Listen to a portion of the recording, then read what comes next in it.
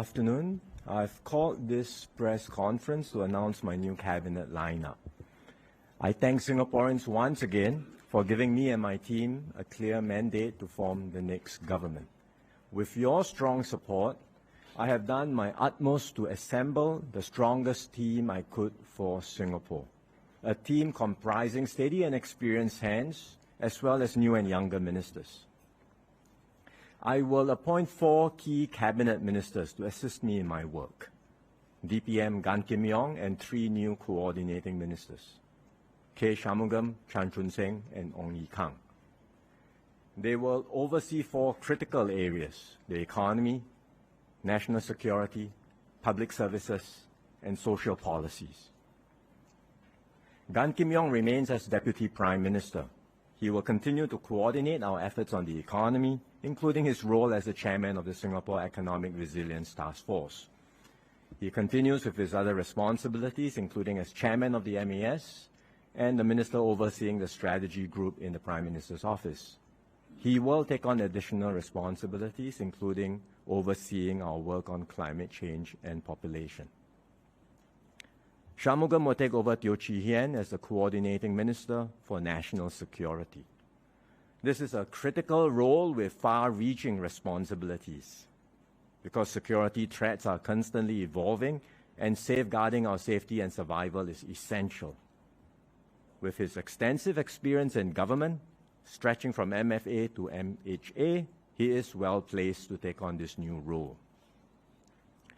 Chan Chun Sing will be appointed as Coordinating Minister for Public Services.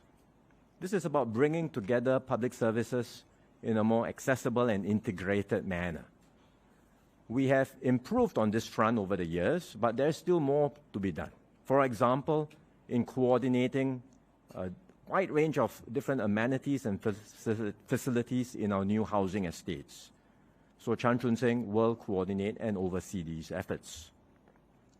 Ong Ye Kung will be appointed as Coordinating Minister for Social Policies.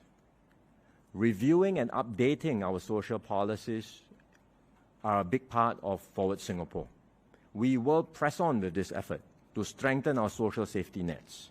But we also have to design our policies well and manage the trade-offs carefully. So Ye Kung will oversee these efforts. Next, let me go through the ministerial appointments across these 4 priority areas. First, the ministries that lead our economic agenda. We are operating in a changed world with rising trade barriers, sharper competition, and greater uncertainty. And we need experienced hands at the helm. So I'm keeping most of the ministers in their current roles during this critical period. I will continue to helm the Ministry of Finance.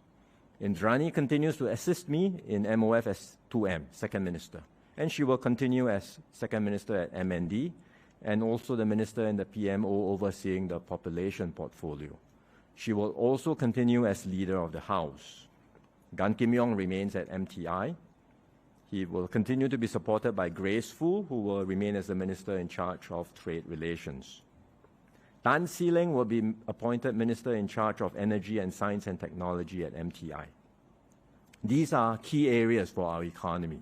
Science and technology is a key driver of growth, and energy, especially clean energy, will be an important part of this government's agenda. We will consider how we can better organize ourselves to accelerate our transition to clean energy. So See Leng will focus on these areas at MTI. He will also continue at MOM. He was sent there after the last election and he has made a difference. So he will continue with the work to translate growth opportunities into good jobs for Singaporeans. Josephine Teo will continue at MDDI. She is overseeing important work there, including our AI strategies, and she will also be the minister in charge of our Smart Nation initiative.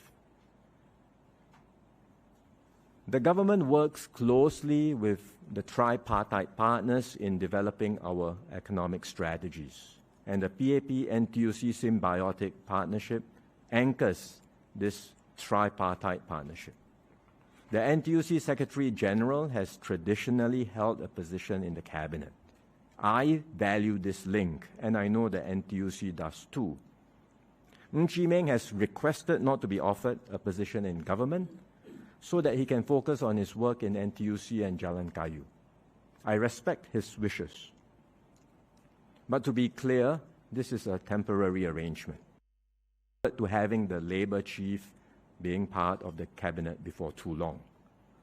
Meanwhile, my government will continue to work closely with the Labour movement and will ensure that the views of NTUC and union leaders and the interests of Singapore workers are fully taken into account in our deliberations and decisions.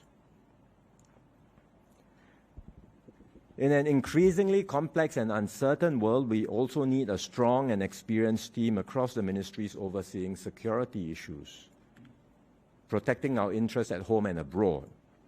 So Vivian Balakrishnan will continue at MFA. He has represented Singapore ably and has forged close working relationships with counterparts worldwide.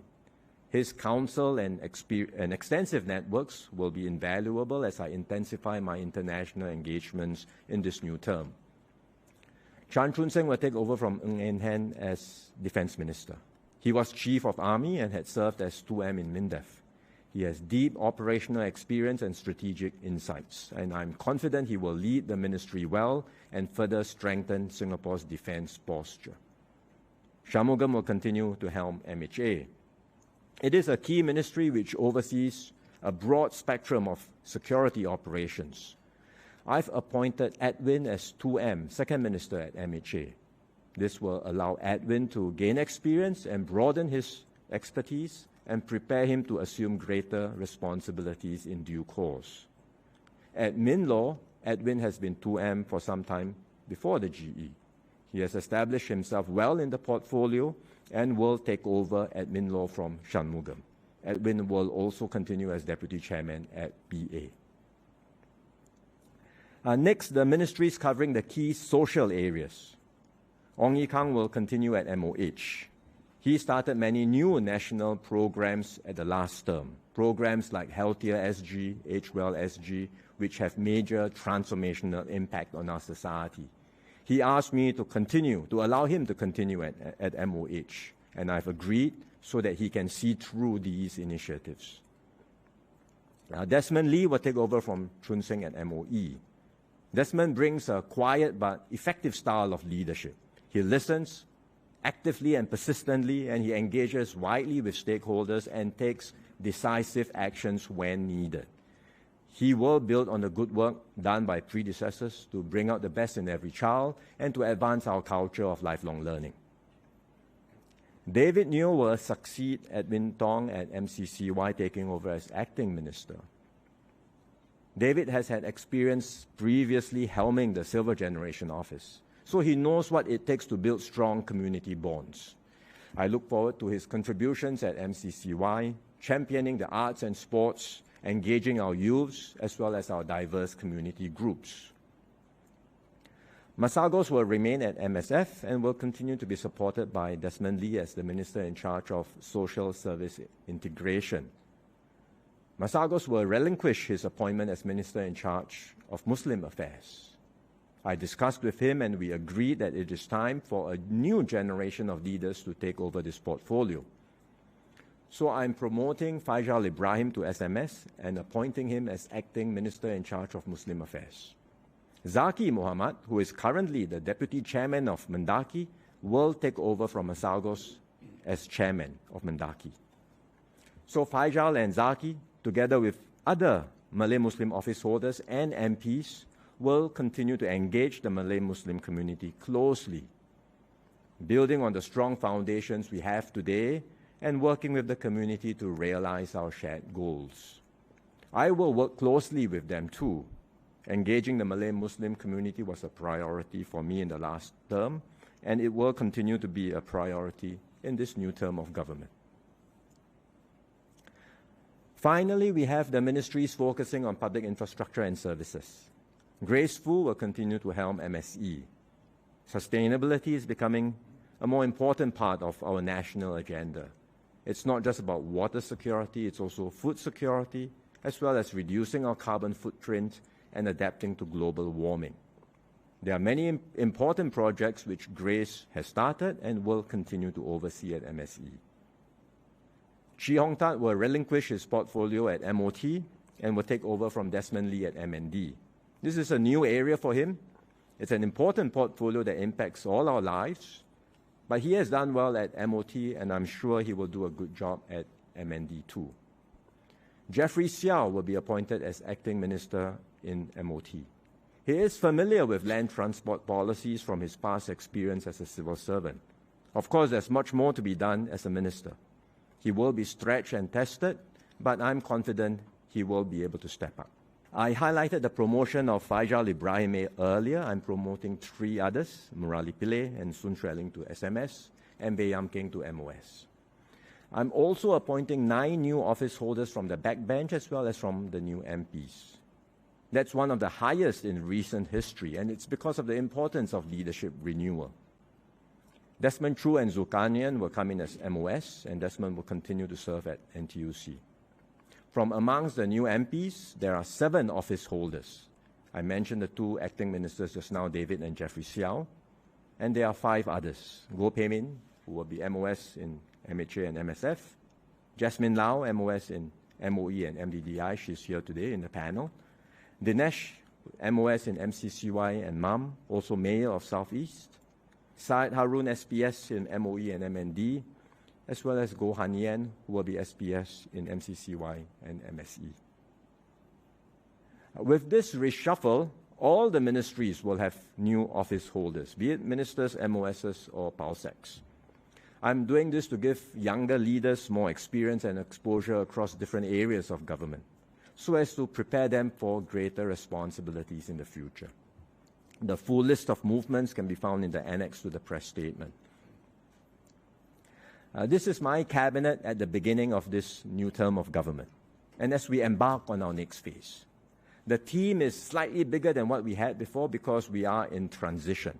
I expect to make further adjustments in 1 or 2 years' time when more of our junior office holders are ready to step up. I've done my best to put together an effective government to take Singapore forward in these uncertain and turbulent times. I ask Singaporeans to give me and my team your full support. We will do our best to serve you and to secure a brighter future for you and your families.